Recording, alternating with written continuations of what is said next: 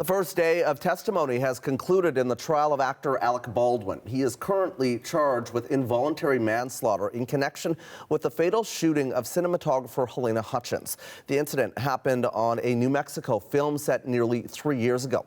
The CBC's Eli Glasner is with us in studio here to walk us through how we got here. So this a big day in court. Yeah, big day in court. Let me take you back outside of court for a moment. We're going back to October 2021.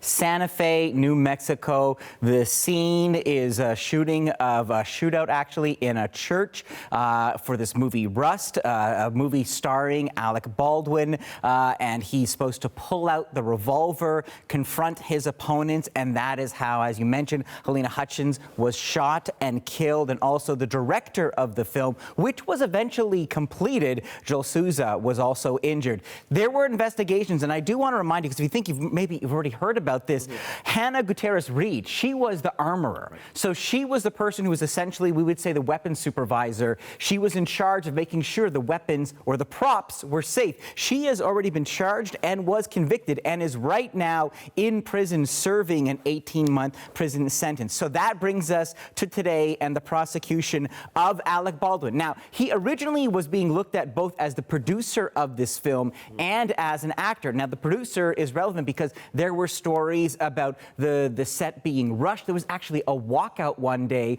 where the crew said that safety guidelines were being overlooked, so they put their tools down and left. And so Alec's role as a producer, whether he was maybe telling people to hurry up or they were cutting corners, that would have been seen as relevant. But even before the trial started, the judge said, no, this is not about his role as a producer. We're striking that. The jury will not hear about that. This is strictly about his behavior as an actor in this film, and that is what the trial was exploring today. Okay, so that's the overview of how we got here. Let's talk about opening statements today and what we learned from them.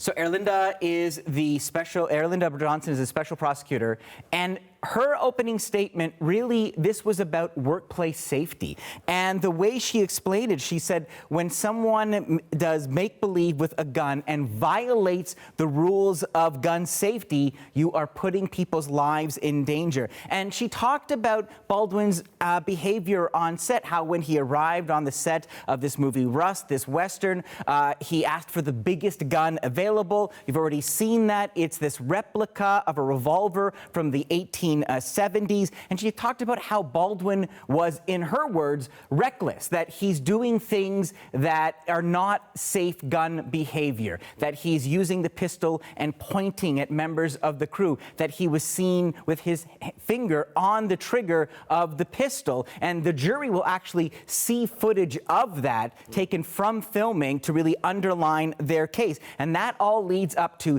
this day when they're rehearsing this scene, this shootout with him as the main character. Multiple times he's pulling this gun out from his jacket and brandishing it towards the crew. But again, prosecutors saying Baldwin's not following instructions. Take a look.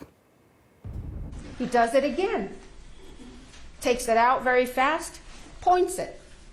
And once again, you will hear testimony that his finger was on or around the trigger. And the evidence will show that that third and fatal time, he takes it out once again, fast, hammer's cocked, he cocks the hammer, points it straight at Miss Hutchins, and fires that gun. And that was the shot that killed Hutchins. Now, Baldwin's lawyer then follows that with his opening statement, Alex Spiro, and he says that Baldwin's job is not to be the safety supervisor. He is not thinking about gun protocols. He was there on the set playing a character. He's playing Harlan Rust, who is an outlaw, who is cornered and pulling out this weapon and defending himself. His mind is elsewhere, and that he is being an actor. He is not thinking about, this gun as a potential weapon. It is a prop. And also really underlining, before, this was a rehearsal. They're doing blocking. They're looking for the right shot. And basically, he was given the gun, and they were told, the gun is cold. So that means there were no live rounds in this gun, and so that it should be safe to be using as they're running through rehearsal. And to underline this, and I think this is one of the most dramatic parts of this morning, they actually showed part of that rehearsal footage. And so it's a little chilling because essentially what you're seeing are the circumstances where Hutchins was shot. Because what you will see, and I'll show it to you in a moment, is Baldwin running through the motions, saying, I'm going to try it, I'm going to pull it out. They're saying, okay, that's nice, try that again. You're also going to hear the voice of the lawyer underlining that there was no danger. Let's take a look. One more just like that. You got one more? Yeah. Ready? They want him to do it again. There's no danger. They want him to do it again. And set, ready, and action. Arlen, rest.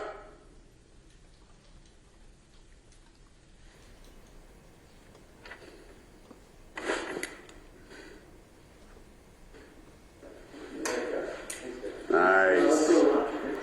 So it's interesting. At the same time, it's chilling, right? Because we know what happened that afternoon when he did the very same thing again, except Hutchins was on the other side of the camera and she was shot and she killed. And you could hear in that footage when he pulls it out, no one is afraid. You hear someone in the crew saying nice. At the same time, we do see that his finger is on the trigger. And that is part of what the prosecutor is alleging, which is unsafe behavior. That Alec Baldwin should have gone even further, even though he was given the gun, even though he was told the gun is cold, that it is safe, that he should have done his own checks. And that is part of the case that the prosecutor is trying to make. If he is found guilty for manslaughter, the maximum is 18 months in prison.